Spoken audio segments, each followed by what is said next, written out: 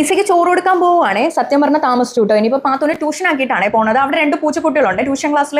അവൾ അതിനെയൊക്കെ കളിപ്പിച്ചതിന് ശേഷം എൻ്റെ ബാഗ് വന്ന് വാങ്ങിക്കോളൂ. പിന്നെ ഒരു രസമല്ലേ, കുട്ടികൾ കളിക്കട്ടെ ആസ്വദിക്കട്ടെ എന്ന് ഞാൻ വിചാരിക്കും കേട്ടോ. അങ്ങനെ ടാറ്റയൊക്കെ പറഞ്ഞ് അവൾ ഇറങ്ങിയതിന് ശേഷം നേരെ ഇക്കായും കൊണ്ട് ഇസായുടെ അടുത്ത് പോയേ. ഇസായി ഒന്ന് പുറത്തിറക്കി കളിച്ചതിനൊക്കെ ശേഷം മാത്രമേ അകത്ത് കയറ്റുള്ളൂ. കാരണം ഒത്തിരി നേരം നമ്മളില്ലാതെ അകത്ത് കിടക്കുന്നതല്ലേ. അത് കഴിഞ്ഞ് അവന് ആഹാരം എടുത്ത് വെക്കുകയാണ്. കാസറോൾ ഇന്നലെ രാത്രി ഇക്ക കൊണ്ടുവരേണ്ടതാണ്, മറന്നിവിടെ വെച്ചിട്ട്. അതുകൊണ്ട് ടിന്നിൽ ചോറ് എടുത്താട്ടോ. ചോറ് കണ്ടത് ആശ അവിടെ നിന്ന് പറന്നെത്തിയിട്ടുണ്ട്.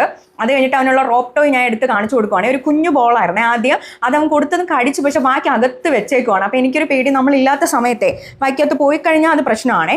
അതുകൊണ്ട് ഞാൻ അത് മാറ്റിയിട്ട് അവനൊരു ലോങ് റോപ്പിൻ്റെ ഒരു ടോയ് ഉണ്ടായിരുന്നു, അത് കൊടുത്തോട്ടോ. പക്ഷെ അത് കൊടുത്തപ്പോൾ വലിയ കുഴപ്പമില്ല, ആശാൻ വെച്ച് കളിക്കുന്നുണ്ട്. അപ്പം ഞാൻ വിചാരിച്ചോ മറ്റേ ആ ബോൾ നമ്മുടെ ഓറിയോയ്ക്ക് കൊടുക്കാം. നിക്കാടെ അടുത്ത് പറയാനിക്കാ ഓറിയോയ്ക്ക് കൊടുക്കാമെന്ന് പറഞ്ഞ് ഞാൻ ഇതിൻ്റെ കവറിലെടുത്ത് മാറ്റി വെച്ചേ. പക്ഷെ ആശ ചോറ് കഴിച്ചിട്ടില്ല. അത് ഞാൻ ഇസയോട് പറയാണ്, ചോറ് നീ കഴിച്ചിട്ടില്ല ഇത് പറയുന്നത്. അങ്ങനെയാണ് കേട്ടോ, പഴയ അമ്മാവന്മാരെ പോലെയാണ്. സമയത്തിന് കഴിക്കത്തില്ല, കൊണ്ടു കൊടുത്താൽ കുറേ കഴിഞ്ഞേ കഴിക്കത്തുള്ളൂ. അപ്പം അത്രയേ ഉള്ളൂ കേട്ടോ. ബൈ.